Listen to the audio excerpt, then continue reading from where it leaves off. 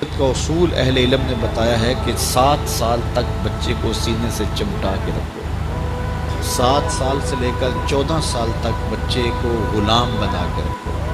14 سال سے لے کر 21 سال تک بچے کو دوست بنا کے رکھو. اس کے بعد 21 سال کے بعد ان کی تربیت مکمل ہو جائے گی. یہ 3 مراحل ہیں. پہلے 7 سال گود میں اٹھا کے رکھو، اور آج بھی بعض جگہ پہ یہاں جاپان کے اندر اب انہوں نے اجازت دیا کہ 7 کے 8 سال کے بعد بچہ اسکول جائے گا. پہلے 10 سال تک غالباً ان کا تھا، 10 سال تک وہ اسکول نہیں جانے دیتے تھے بچے کو کہ ماں ہی تربیت کرے. سب سے بہتر تربیت کی درس گاہ آماج گاہ یہی ہے ماں کی آغوش.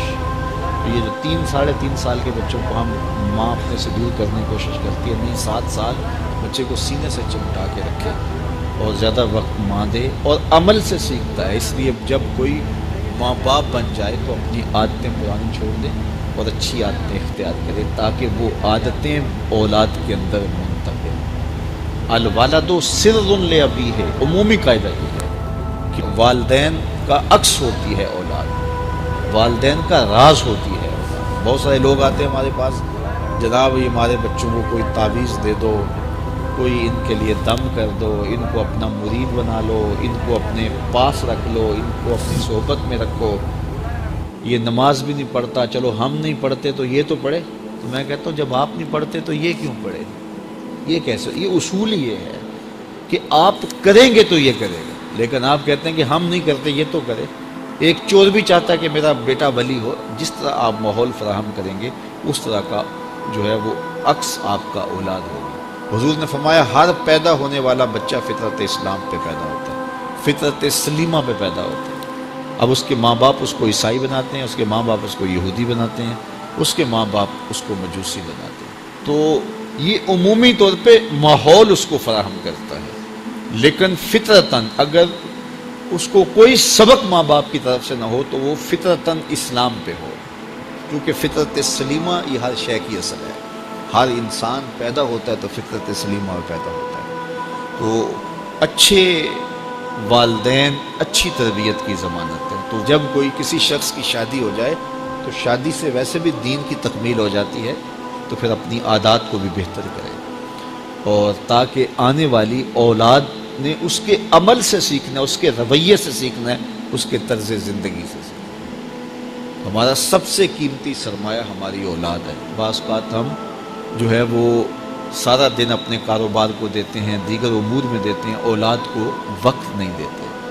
تو اولاد کو وقت چاہیے ہوتا ہے، اور اولاد کو وقت دینا چاہیے، اور اولاد کو وقت دینے سے ان کی اچھی تربیت ہوگی. وہ آپ کے پاس بیٹھے اٹھیں گے، آپ کی باتیں سنیں گے، آپ کے عمل دیکھیں گے، آپ کے رویے دیکھیں گے، تو پھر ان کے اندر اس کا عکس پیدا ہوگا. آپ کی روایات ان کے اندر منتقل ہوں گی، آپ کی عادات ان کے اندر منتقل ہوں گی.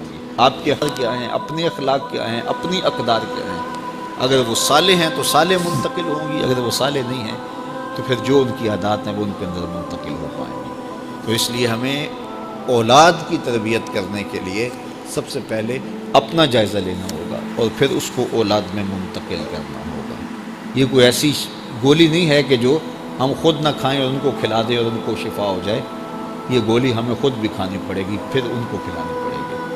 تو اس لیے قرآن نے کہا قو انفسکم واہلیکم نارا وقودھا الناس والحجارہ، اپنے آپ کو اور اپنی اولاد کو، اپنے اہل و عیال کو جہنم کی آگ سے بچا لیں جس کا ایندھن انسان اور پتھر ہے. اپنے عمل اتنے خوبصورت بناؤ، اپنے رویے اتنے پاکیزہ کر لو، اپنا انداز اتنا خوبصورت بنا لو کہ تمہارے رویے اور تمہارا انداز تمہاری نسلوں میں منتقل ہو، اور وہ بھی جہنم کی آگ سے بچ جائیں اور تم بھی جہنم کی آگ سے بچ جاؤ.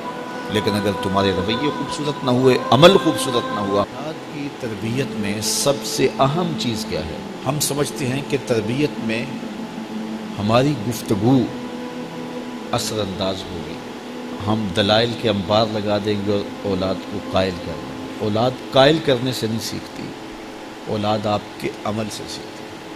ہم کہتے ہیں اولاد جب بڑی ہوگی، جب سمجھدار ہوگی تو پھر ہم ان کی تربیت کرنے لگیں گے، لیکن اس وقت وہ اس مرحلے سے نکل چکی ہوتی ہے. ماں باپ یہ سمجھتے ہیں ابھی تو یہ بولتے بھی نہیں ہیں، ابھی جو ہم کہتے ہیں وہ سمجھتے بھی نہیں ہیں، لیکن جو آپ کر رہے ہو اس کو سیکھتے ضرور ہیں.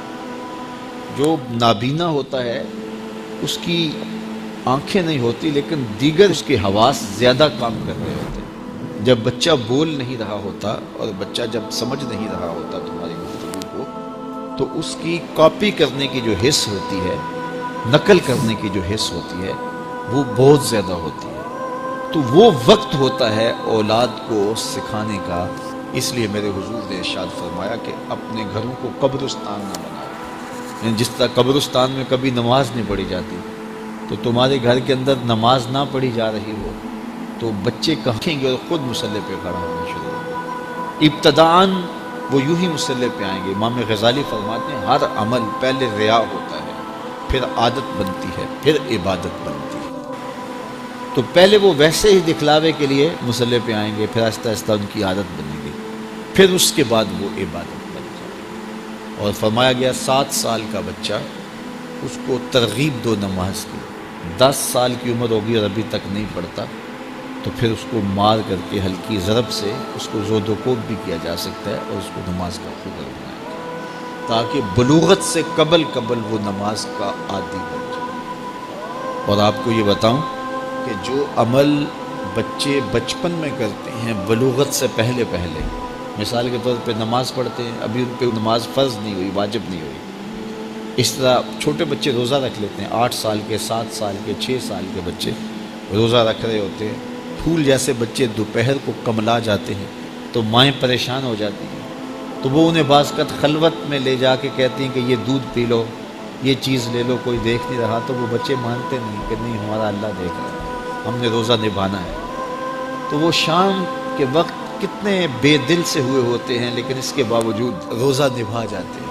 اس طرح عمرہ کرتے ہیں بچے، حج کرتے ہیں بچپن کے اندر، اسی طرح جو ہے وہ نمازیں پڑھتے ہیں اور دیگر نیک عمل کرتے ہیں۔ تو وہ ابھی تو نہ ان کے لیے نماز واجب ہوئی، نہ ان کے لیے روزہ واجب ہوا، وہ بچے بلکہ شب بیداریاں کرتے ہیں، راتوں کو جاگتے ہیں بچے۔ یہ حفظ القرآن جو بچے کر رہے ہوتے ہیں، تو یہ اتنی زیادہ محنت کر رہے ہوتے ہیں کہ آدھی رات اٹھ کے تو اپنا سبق یاد کر رہے ہوتے ہیں اور سارا دن قرآن مجید پڑھ رہے ہوتے ہیں۔ اس طرح سے نظامی کے بچے جو ابھی نابالغ ہوں، تو جو بچے ابھی بالغ نہیں ہوتے، تو جو عمل کرتے ہیں وہ نمازیں ہیں، روزے ہیں، حج ہے، عمرہ ہے، یا کوئی اور نیک عمل ہے، سارے کا سارا ثواب ماں باپ کے نامہ اعمال میں درج ہوتا ہے۔ اب مجھے بتاؤ، چھوٹا بچہ جب روزہ رکھتا ہے اور کمزوری کے باوجود وہ شام تک روزہ لے جاتا ہے، اور پھر اس وقت جب روزہ افطار کرتا ہے سارے دن کی بھوک اور پیاس کاٹ کے، تو مجھے بتاؤ کہ ان کا رب کتنا خوش ہوتا ہوگا۔ اور چونکہ نہ تو اس کے اندر کوئی تصنع ہے اور نہ کوئی اور بات، ان کا عمل ہی عمل ہے، اس میں خلوص ہی خلوص ہے، تو پھر وہ ماں باپ کے نامہ اعمال کے اندر وہ نیکیاں درج ہوتی ہیں۔ تو اولاد کو بچپن کے اندر آپ جو تربیت دیتے ہیں، تو وہ جو عمل کرتے ہیں، ایک تو ماں باپ کے کھاتے میں اس کا عمل، اور دوسرا بالغ ہونے سے قبل ان کی عادت پختہ ہو گئی، تو والدین کی ذمہ داری ہے کہ ان کو جو ہے وہ صالح تربیت